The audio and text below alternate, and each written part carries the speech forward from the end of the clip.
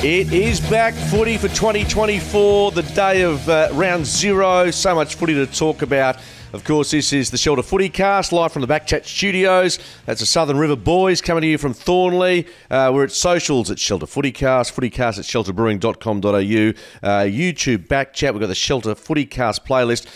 So much to get through. And, of course, Pacific Avenue, a new group that, it's on a beer, I'm pretty sure. Sydney-based indie rock lords, Friday the 22nd of March, which is coming up pretty soon. Final release on sale now. There it is. Bit of Pacific Avenue. Mark Reddings alongside Hamish, Brayshaw, Will Schofield. We're about to find out why he's not here, why he's fled the country, a la Tony Mockbell. Hammer, good to have you here. Great to be here, Skeet. Was that Sober Coaster by Pacific Avenue? I reckon it might have been. There you go. Oh, look at you. Just look at me going. Oh, yeah. Nick just texted through me before. No, he didn't. That's I like the sounds. Very big on Pacific Avenue. Bit to get through. It's interesting. I've got a Brayshaw on my left and a Brayshaw on my lap. So if you get the chance to get hold of these, Andy Brayshaw. Young Andy, does he still smell like grape? I reckon we unboxed him a week and a half ago. No, he smells like, he smells good. A lot better than this couch normally smells on a Monday or Thursday. But yeah, good to have the AFL just pushing out some of your siblings' best work. A lot to get through. Of course, tonight it all begins, Sydney v Melbourne, SCG. But Hammer, footy has returned. A bit strangely because we know that the WA teams aren't going around and a few others as well. Yeah, it's round zero. It's a weird thing. It's going to be strange not seeing Richmond Carlton open up a season. That'll be weird. It'll be weird only having 4 rounds, like a little drip tease into it. It still feels like a pre-season week for mine. Like I'm interested to see the sort of the spectacle they put on. I think they're going to have to go big on it. But yeah, for mine, it still feels like a pre-season weekend. Whether or not this continues going forward in the next year, I'm not sure. It might be like an AFLX that had 1 or 2 years and then they just said, nah, see you later. AFLX. That's very good. Now, before we jump into some of the big moments of the round, I mentioned Scully's not here. Yes. I mentioned that he might have fled the country. Yes. As I said, a la Tony Mockbell, but going back a few years. The reason being is that he has lived up to a promise, He's a man of his bet word. that he lost, and we have just seen a bit of vision of the man who's decided to shed his kit. Yeah, and run around Optus Stadium, completely starkers. He doubled down. I'm not sure if you've watched the video. He said I don't need to. If they go again and finish Wooden Spoon, he'll do the same thing, a naked lap, but around the MCG. So he did it, I think, obviously in the cover of night to make sure that there were no police charges pending. But so he's done that. You said he's repeated if Eagles, West Coast Eagles win the Wooden Spoon again this year, which I think he's paying about $1.10. He will do another naked lap around the MCG this time. Wow! And if you'd like to have a look at this bet being lost by Scully, head to the Shelter and BackChat socials to get all the behind-the-scenes view. I saw a little bit on Facebook last night, but that was just a hint of him getting out of the car. And then, hey, look, you know what? He reminds me of a bloke that's very comfortable down at Swanbourne, very happy to nude us kindly. Does that strike you with him? Yep, it does. I remember the first time I ever visited that beach. We were here 15 years ago for Christmas, and Dad said to us as a joke, we obviously had no idea, but he had a little laugh when he said, "Oh, boys, just go for a beach run. Beautiful this time of day. And we run from City Beach. We'll meet you at Cottesloe." And sort of laughed when he said it. Just stay on the beach. Okay, yeah, whatever, mate. Anyway, we started running and get to Swanbourne, and next minute, one bloke walks out of the water. Geez, you don't see that every day. Next thing, 2 or 3 more, and then there's a couple of old ladies up in the reeds in the dunes. What is going on? Anyway, how was Swanbourne? Just started pissing himself for the old. Anyway, that was. I think you'll find Scully there in a couple of weeks. Yeah, no, he does love it. He's very comfortable with his body, and good luck to him. We're not quite as relaxed with. I wouldn't get the kit off, but I'm fully clothed. Yeah, you and I both, and we deserve to stay that way. About to jump into our big moments of the round. This is the Shelter FootyCast. Big moments of the week, none bigger than Jimmy Webster, 7 weeks. We spoke last week, I think, about the Sam Powell-Pepper, the head-eye contact, your brother's legacy in the sense of what now the AFL may just up the ante, and they've certainly wasted no time. What did you make of the 7 weeks? It sounded like that was going to happen as soon as the incident happened. Yeah, well, I looked at it and I thought instantly that might get 6. Then I was like, geez, they might make an example and go 10, but 7. I mean, it's a fair whack. I don't think it can always necessarily link back to Angus. I think there's been a lot of other concussions throughout. Like even Dan Venables is done, but his was a bit of a different incident. But there's been concussions littered throughout the competition's history, and it's getting more and more focus. And every incident that pops up, like Angus's, draws a bigger focus on it. And Paddy McCartan and now Jai Simpkin and these sort of things. But it's I think 7 weeks is a pretty fair cop. I think it's certainly an example being made, and he's remorseful and all the rest of it, and as he should be. But it's it's a big price to pay for a brain fade, but it's hopefully deterring others in the comp from doing the same thing. Look, it was a bump. I mean, we compare it to, say, Barry Hall and Brent Staker in 2008 when Big Bad Baz got 7 weeks, so the same time, but for a blatant punch. Just shows you where the AFL has come in a very short space of time. You go back 12 months ago, that hit, what would that have got, that bump by Jimmy? Well, what did De Goey get against Elijah Hewitt? Because it was a pretty similar left. Was it 2? I think he got 2 weeks, yeah. He ran at him, jumped off the ground, knocked him out, and Hewitt was out for the game. So I think that got 2 or 3 weeks back. Cozzy Pickett was another example. Yep, Paddy Cripps did it and won a Brownlow. So there's plenty of times where the AFL's look the other way. But yeah, they're putting a foot down now. So I think this will be the new normal, and I wouldn't. Hopefully, this sort of stuff gets stamped out. But I wouldn't be surprised at all if this sort of incident continues to get these big weeks. It's just, and look, you've been out there, Scully's been out there. I haven't, but I can understand the split-second nature of making a decision. Yep. This, I don't think you can put, even Scully mentioned $40,000 fines. I'm not sure that you're going to eradicate a contact sport and the pace of the game at ground level to make sure this is just eliminated after Jimmy Webster's incident. No, you're not going to be able to eliminate all head knocks, but this sort of stuff, the split-second nature of football doesn't have to have this sort of result. Sure. The split-second nature of football is whether or not I'm driving through a tackle. Like, that shouldn't be... hopefully we get to a point where players are in that exact same situation going for a tackle and not a head-high bump. Or, you look for the hips, aim at the hips, don't go one... that sort of stuff is where you can get to, and that's your split-second decision. You're not having... Like, I've been playing football now for 20 years. I was kicking when I was 4 or 5, and I've never had a split-second decision in the contact sport game where I'm deciding between jumping up in the air and bumping a bloke in the head. So it doesn't have to be like that, and I'm hoping that this sort of stuff deters players away from it. You're right. The tackle's the most obvious. We saw Tim Kelly bump a player last week in the practice match. The Adelaide player bounced off him. I think they ended up kicking a goal. But you probably, if you can put the bump in the cupboard and tackle, you're probably going to leave yourself less open to those moments, aren't you? Yeah, exactly. And it's more effective in the game. I mean, I'm not sure I can remember an incident where a bump is more effective in a situation than a tackle is. I look back at the grand final in 2018, that one where Maynard was up in the air and Liam Ryan came through him. He could have bumped him, but it was a spear tackle essentially. And you're still in the motion of a football tackle, and there's nothing wrong with it, and it hits just as hard. And if the ball is in a position where your arms are there, you're not giving your opposition a chance to get the ball away because you're tackling them. So I think, if we can change the idea of a heavy bump to a heavy tackle, yes, there still might be some ramifications from a dangerous tackle, but I think you're going to get a lot less of this intense shoulder-on-head sort of collisions. Jimmy Webster gets 7 weeks.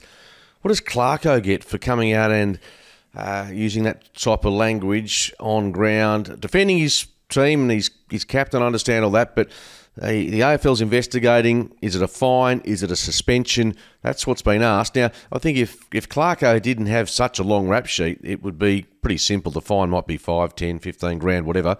I remember Kevin Sheedy got 20 grand. It might have been for the Mitchell White slashing the throat.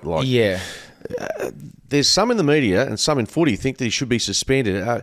Where do you sit with this? Give him a fine, slap him on the wrist and say, don't do it again. Yeah, he keeps doing it again, Hammer. Yeah, I mean, his vice-captain's just nearly had his head knocked off, so you can sort of forgive him for being a bit angry. The language is, yes, I mean, you just don't use it, mate. Like, Clarko, how long have you been around? Stop.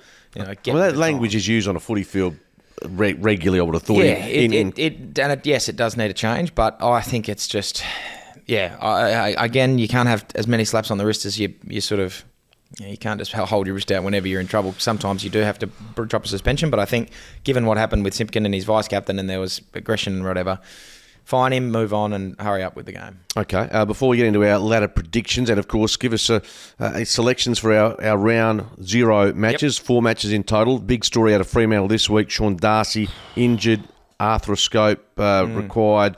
He's out for, short term, maybe a month most, but hopefully it's only the first week or two. Yeah, those things can be tricky. I had an arthroscope in 2018 that I thought was going to be 3 to 4 weeks, and ended up being 12 because it just kept bleeding and it didn't settle down. So they can be short, but they can linger on. So fingers crossed his is a quick one, but he's going to be a big out for him, definitely. Obviously, Luke Jackson is a handy player and could be the number one ruck in his own right, but it always hurts a team when you're losing an All-Australian. At the West Coast Eagles, looks like Oscar Allen will play with that knee complaint. Ruben Jimby, Tyler Brockman, Clay Hall, all hoping to be available for round one. And the Eagles need every single one of those players and everyone in the squad available to give themselves a bit of hope this year. Yeah, it's the injuries are going to kill them. The fact that they've got these star players. I mean, Allen and Jimby, the first two on the list, they are the future of the footy club. Oscar's obviously the now of the footy club. He's your captain, but they have to be out there and playing for them to be any chance to be competitive. It still might not be what gets them over the line, but I think they'll be at least able to show their fans something. And seeing Ruben Jimby out there as an example, a kid who's in his second year and he's come on leaps and bounds and he's an Adonis and he might go out and have 20 and have 10 tackles. That's the sort of stuff the fans are looking at. They're obviously crying for wins, but being realistic, then they're going to be few and far between. So you have to find the little gold nuggets where you can. And I think having these guys uninjured and playing football is going to be what the fans are crying out for. The one bit of news I've picked up this morning is that Brett Bazzo, I haven't seen anything of him during the pre-season. I've been told that he's had a hernia operation. I did some research on this, Hammer. You'll like this. Yep. You get it from lifting weights. Do you know anyone who's had a footballer's had the hernia? Yep, I have had. I think Oscar Allen's had hernia surgery. There you go. So weightlifting, predominantly in men, ageing comes into it, which doesn't really affect the footballers. So there's family history, also pregnancy. Now, I don't think Brett's falls in that category, so I think he's fine there. But so he, to my knowledge, will... Going too hard, sitting too hard and trying too long on the toilet can also cause a hernia. Is that right? Yep, just FYI. Not having done it myself, but that's another cause of a hernia. Okay, so all those factors apart from the pregnancy we think come into play here potentially for Rhett. Let's hope he's short term. Well, that can take a little while to get overcome as well, doesn't it? Yeah, it can. You have to. I think from memory from Oscar's one, you have to put this little mesh. Yeah, it's like a mesh thing that stops it from happening again. So anyway, they can be a pain in the ass when no pun intended. Absolutely. So we wish Rhett Bazzo all the best. Before we get into our ladder predictions, we've talked about the big issues specifically with Jimmy Webster, but also the concussion protocols, which the AFL late yesterday came out with a decision. We know it's 12 days, which remains in play for the AFL and AFLW, but for all community and football at other levels, including the WAFL, I think that's probably where it's heading, 21 days. Now, the Footy Commission here had already put in place, as sort of being pioneers for community and junior football, 21 days. Yet to be ticked off, Hammer, but it wouldn't surprise me or you that 21 days, if you receive a concussion playing for East Perth this year, you're sidelined for three matches, essentially. Yeah, it's this is a tough one because I think the jury's still out on the concussion science as to whether or not a minor concussion gets better in 12 days. I think that was just an arbitrary number that they've just slapped down. I'm not angry at it at all. I mean, I've seen what concussion can cause, and I've seen the ramifications of it. So if I do get concussed and I get told I'm out for 3 weeks, I might feel fine in 3 days, but I'm just not. That won't bother me necessarily. But I worry about the other players in the state leagues where it's, shivers, we were going well here, or I don't want to miss out on a couple of big games coming up. And late in the season. So if I feel like I've got a little bit dazed, 12 days you might only miss 1 game, 21 you're missing 3. So it's, I'm okay, don't worry about it. I'm worried about that. So yes, I think if it can be accepted in its entirety, it'll be a really good thing for the game. It'll be a really good thing for players' health and safety. But I'm just worried that it might swing a few sort of on the edge cases to back a step where it's, I'm okay, don't worry about it. 3 weeks, 21 days is a long 21 time. 21 days is 3 games. And as I said, if you're thinking, playing finals, Hammer, you're obviously a little different given what's happened in your family, but the feeling is, first semi-final, concussed. I'm going to miss everything, You could miss the whole lot. But you know what? You've just got to have someone, whether it's your family members, your medical people at the club, come to you and say, mate, I want you playing footy and living a healthy life in 20 years from now, not playing in a prelim final. And so that's. But it's a big call, but it's one that I think is inevitable. I think the SNFL, the VFL, and the Waffle, I think will certainly the VFL is doing it, and I've got no doubt in the short term that the Waffle will follow suit. Yeah, and I think again it's pretty cut and dry. It just should happen. I think whether or not it comes in this year or it's another year down the line, it needs to get not approved. It needs to get accepted by the players before it sort of people will revert to the old days of I'm okay. But yeah, again, for me, it's a no-brainer. If I got concussed and got told I was out for 3 weeks, wouldn't bat an eyelid at it. I'm just hoping that as this rule gets rolled out and as all the more research comes out about the ramifications down the line, people just accept it and realise the severity of what it could be and are sort of open and willing to sort of sit on the sidelines for a little bit. There it is. That is our look at some of the big moments of the week. This is the Shelter FootyCast with Skeet and Hammer. Right, before we go through our matches for this weekend, I want to just pick your brain, Hammer. Sure. Sandover medalist, get a bead of where you're heading with your ladder prediction. Just a top 8. Yep. Also maybe number of wins for Eagles and Dockers and where they finish on the table, and one of them might be in your top 8. So Brownlow, get your Coleman, your Rising Star Nom. Do you want me to kick off for the top 8? Are you happy to go with your top 8 as it stands now? I was going through this briefly yesterday with a couple of mates. I think Collingwood, are going to finish top again. I don't think they're going to win the flag, but I think they're going to finish top. I think they're good enough to bat off most opposition throughout the year. I think Brisbane, just by weight of numbers at the Gabba, will finish second. Yes. Any disagreement on your end there, or no? I think how would I know? We get so much wrong in pre-season, don't we? You feel like a genius this time of the year until the first. You've gone real hard. You've picked the 2 grand finals to finish 1, 2. Yep. None of them are going to win the grand final in my prediction. Okay, keep going. So I think it'll be those 2. I think Melbourne will finish 3rd. You are still bullish about. I'm very bullish about the D's. I have gone out on a limb and said the Fremantle Dockers will be a lot better this year. Sean Darcy going down really hurt me. But I think they're going to win 16 games of football, and I think they'll finish 4th this year. That's a big win if that happens. Yep. So I'm going to put the Dockers 4th. Don't love it, but I'm going to because now Sean's out. So I think Port Adelaide will finish 5th. I think Carlton will finish 6th. I think Adelaide will finish 7th. And then I think Sydney will finish 8th. Okay. I'll give you mine. I've got Brisbane top. This is from memory from what I've seen in Brisbane top. I've got Port Adelaide finishing top 2, and this is my last chance for them because you've got doubts about them, but there's doubts about a few clubs. But I've got Port finishing 2nd. I think that Collingwood and Carlton can round out the top 4. Yep. Outside of that, put it this way, I think Sydney and St Kilda are my 2 teams to drop out. Mm-hmm. So in 5th position, I think I've got Adelaide 8th, Bulldogs 7th, and there was one other team I'm trying to slide in there the Giants. Did you have the Giants in your top 8? Yeah, shivers. No, I didn't. Take Adelaide out. What did I put them at? I reckon I put Adelaide at 6. So take them out and put the Giants in and knock Sydney out of the 8 and put Adelaide at 8th. Okay. I think I had Sydney at 8th. That makes as much sense, Hammer and myself, top 8. Bottom line is there's about 10 teams to squeeze into 8 spots at this time of the year. Yep. And there's 2 that seem vulnerable in our eyes, or my eyes, Sydney and St Kilda. But there might be Saints finishing way down the bottom. And I didn't put Melbourne in my top 8. I think they'll be in the bottom 8. So if that makes any sense. What about the Eagles and Dockers? A bit more comfortable here to try and know how many wins and where they finish. West Coast first? Yeah, I just don't think they're going to be able to get fully fit at any point throughout the year. I think the way that it's been over the last 3 years will sort of follow suit. They're just going to be playing catch-up all year. They already are behind the 8 ball with injuries. I think they're going to struggle to win more than 2 games. 2 games, so worse than last year. Yeah, I think they're going to go worse than last. Well, I look at it and just think from a player's point of view, they've got, who'd they lose? Shuey's out. Shuey's gone. So Shuey's out from last year. Hearn's out from last year. Nick didn't play, so that's not really. But yeah, Shuey and Hearn go out. And Harley Reid comes in, and you get a couple of other young players.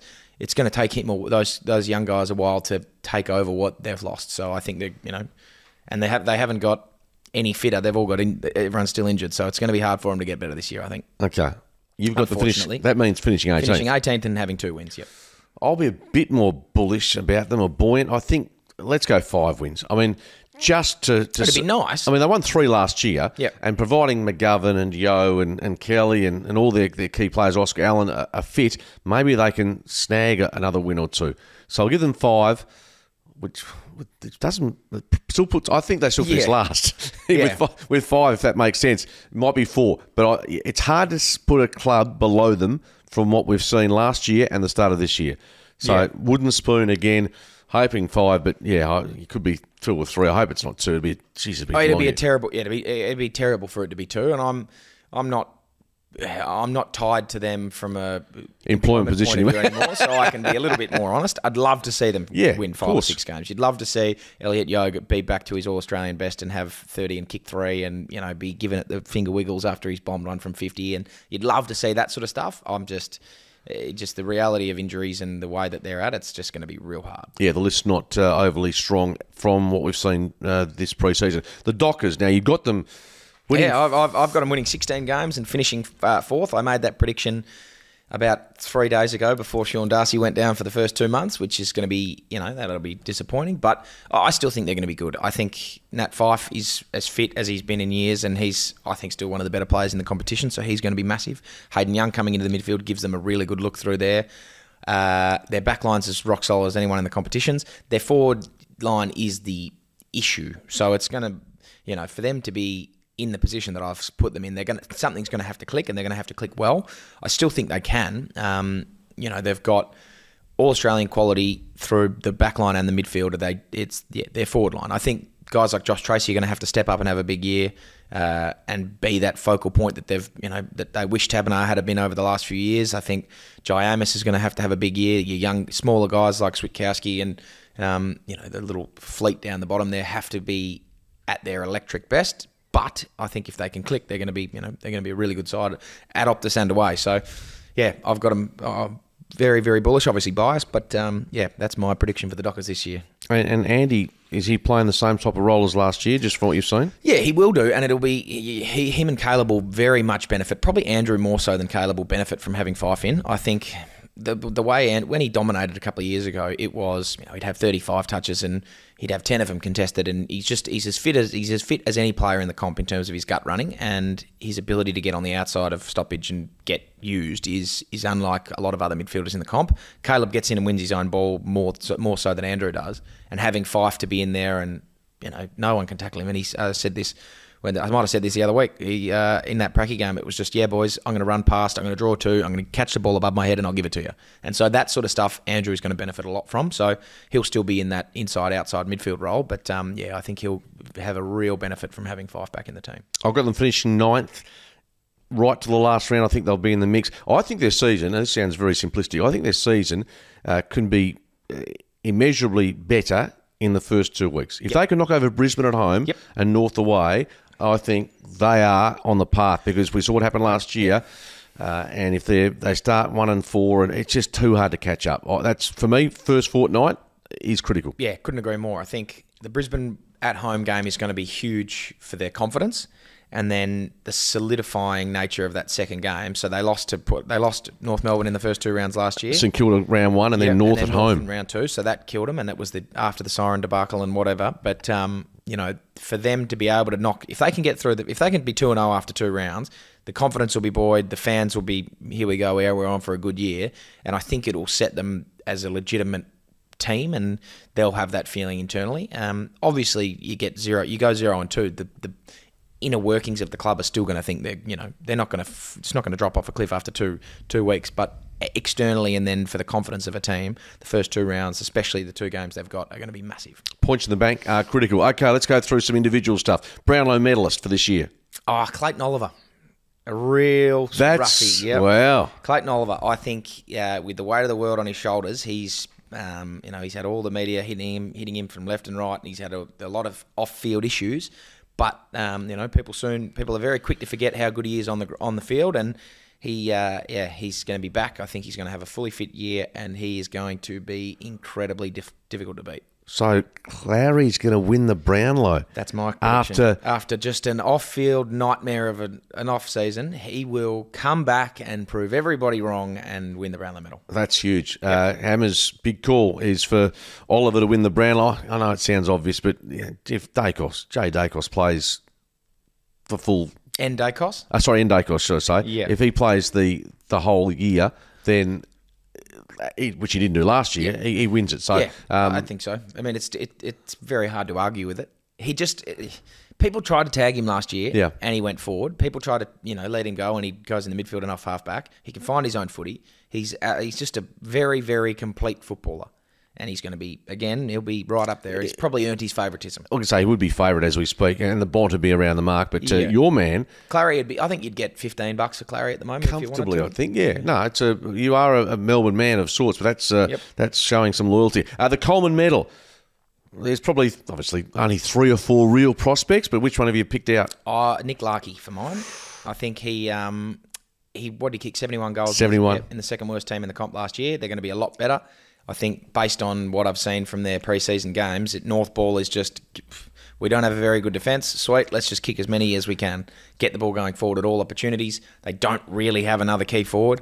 He's shown that he can do it on the best defender, and he's just going to have, hopefully, a lot more weighted numbers this year. And, I can't see him kicking less goals than he did last year if he has a full year. So I think he'll go real close to winning it. Short conversation, I'm with you. I think Larkey, he's the one for me that stands out. If North are better, he'll benefit. And there's not too many blokes that kick goals around him. So, look, if he can kick 70 again, which if he does that, he's going to be in the conversation. Although Kuhn, I think, finished with 77 or 78 last year. Yeah, didn't he play? Did he play? They played North late. They played West Coast late. So he did he have 2 bags of 10? Yeah, he had 2 bags. Or I think he had a bag of 9 and a bag of 10. Yes. So he kicked 9, and so did Tex Walker. So they had inflated games against West Coast.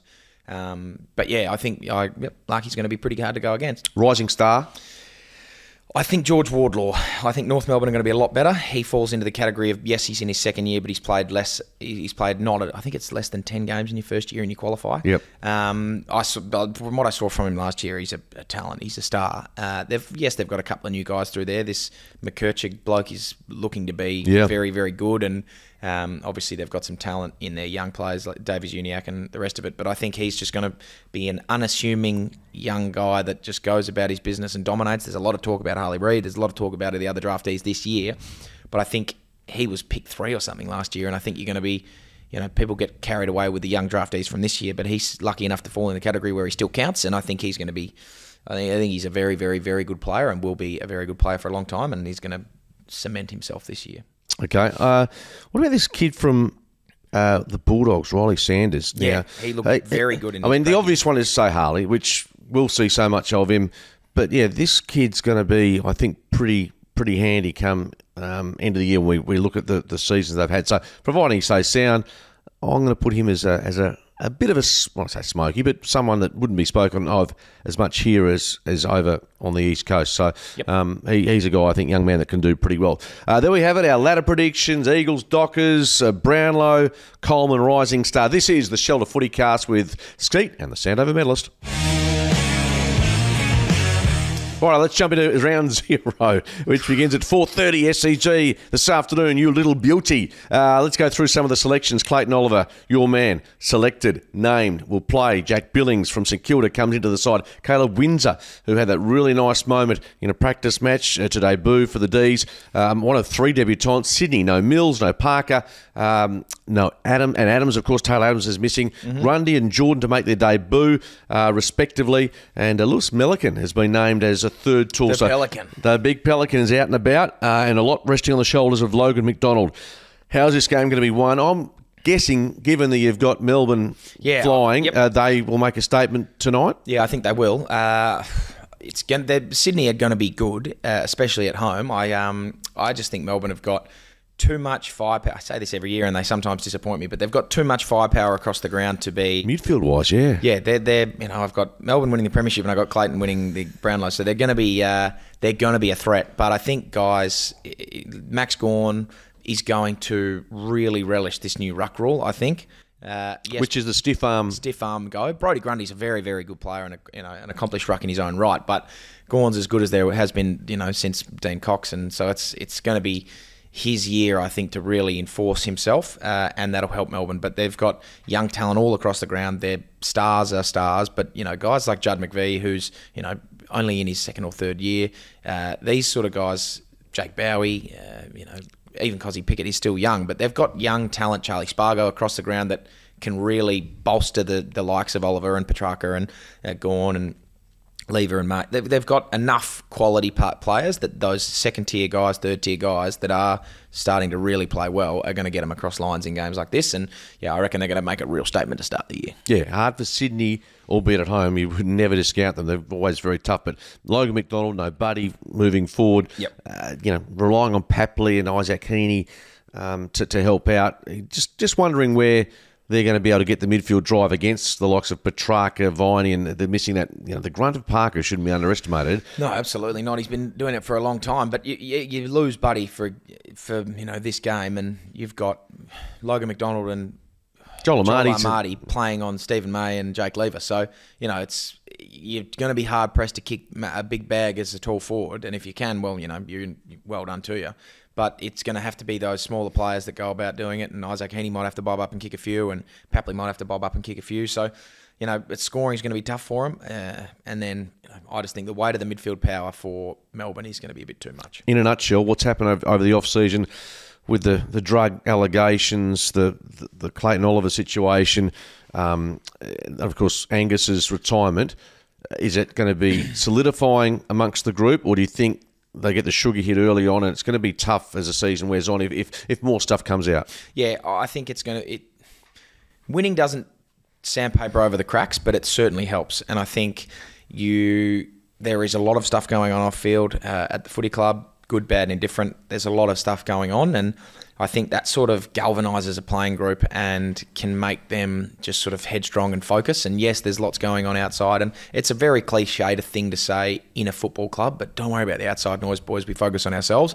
But in a nutshell, that's what happens when things are going off, and you wrap your arms around blokes, and like Clary will be back playing, and he'll be out in the middle of the ground. He won't care what the reporters are saying about him on his off season. He's just going to want to win the football, and they're all going to want that for him. They're all going to want that for the footy club. So they'll be striving hard to win as many early games as they can to sort of shake that, get rid of the monkey off the back, essentially. And I think it will force them to be headstrong and moving towards a good year. Well, if they lose tonight, the media will come out and say the off-season's been an issue. Let's go from Melbourne. We're both picking the D's tonight. Friday night footy, another beauty. We go back to prelim final last year, and it was Brisbane beating Carlton 5 goals down, 4:20 our time. Sam Walsh is going to miss the early part of the season. He's had some injury concerns. Carlton have been pretty good on the road last year, and obviously they finished the season well, but no Jacob Wiedering as well. Brisbane, you almost tick them at the Gabba. We have for a long time now, but I don't see anything changing in the short term. They're still a tough team to beat, and both these sides went deep in September, of course, the Lions runners up. Yeah, it's going to be too hard without... I don't think the impact of Jacob Wiedering can be understated. He is so important for their team. Sam Walsh, the same, gets a bulk of the football and gets it moving forward. But up at the Gabba, it's going to be hard-pressed. Even, I'm not going to tip anyone against Brisbane this year at the Gabba. So it's pretty much as simple as that. They've got star players across everywhere. They play the conditions better than everyone. I was speaking to someone the other day about a game we'll go through in a minute, the Gold Coast game. But how are even this question? How are Brisbane $1.50 and Carlton $3.80 or something? And the difference in playing football in Queensland, the humidity factor, and the way that the ball operates, it just turns into a cake of soap. And without training there every week and being in that environment 24/7, it's very, very tough to emulate.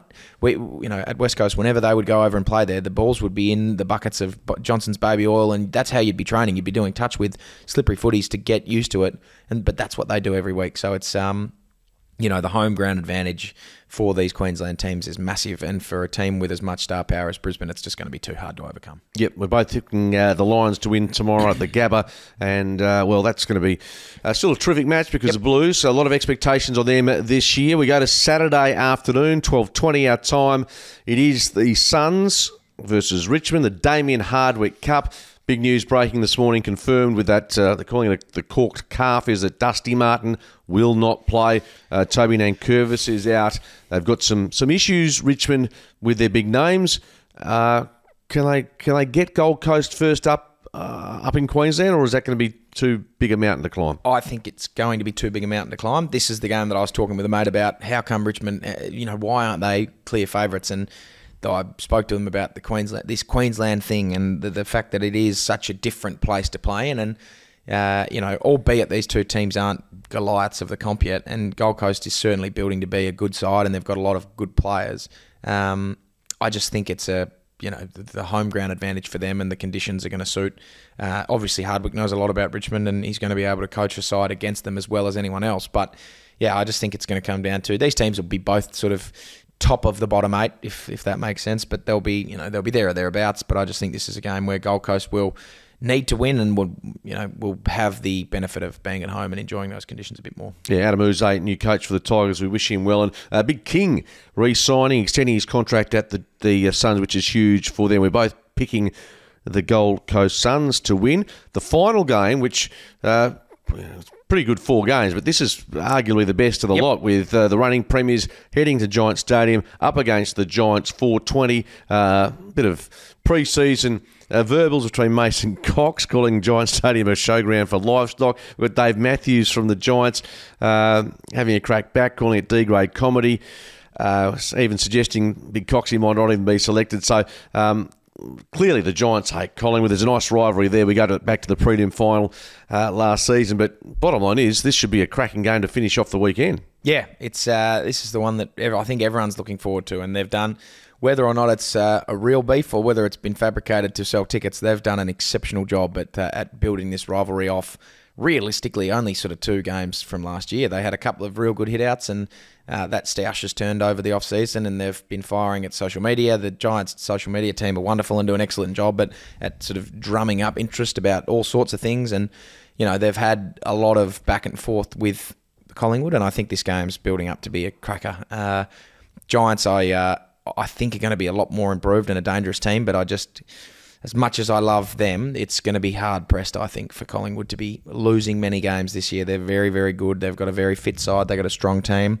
They are led well from, McRae and Darcy Moore, and I think they've just got this belief that, 2 years ago I said that they're going to drop out because they won, in 2022, they won 11 games or something under a goal and they came back from behind. I said, they're not going to be able to do that again. But last year sort of cemented the fact that is them, that's their MO, that's their nature as a football club and a team, and they've just got that belief they're never out of games, and I think that's going to roll over into this year. They've got a strong drive to win another premiership, and I think they've got a team to be contesting for it, and I think they're going to go out and play a very good game and beat the Giants this week. Okay, bear in mind Jeremy Howe is missing alongside Nathan Murphy, so they're a bit undermanned down back. Darcy Moore, of course, will lead the charge there. Charlie Dean, not a like-for-like replacement, but he'll come into the mix there. You're right, they've obviously lost long-term down mixed day, but Lockie Schultz makes his debut.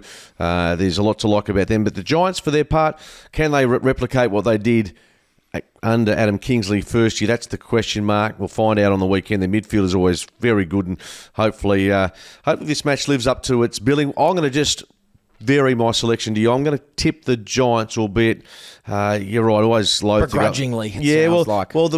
Go back to last year, round 1. Collingwood knocked over the reigning premiers Geelong and had a good year. Giants at home. Look, you're not going to lose too many people by picking either side here because the Pies are the reigning premiers. The Giants finished just a game off a grand final. So we'll go different on that occasion. But 4 games to complete round 0. Hammer looking to make it 4 from 4 and get his tipping off to a flying. This is the Shelter FootyCast.